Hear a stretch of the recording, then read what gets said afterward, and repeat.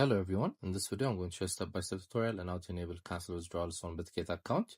So first we're going to go to our browser, then we're going to log in, then we're going to click on our account section on the top left corner,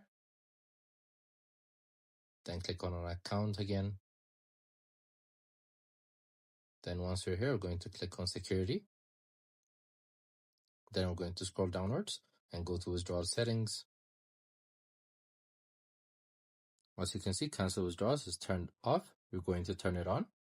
So after this, you can cancel withdrawals within 1 minute. So this is how we're going to do it. Then we can go back and continue with our trading.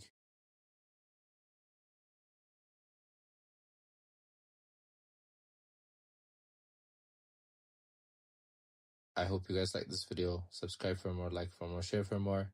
I hope to see you again. Goodbye.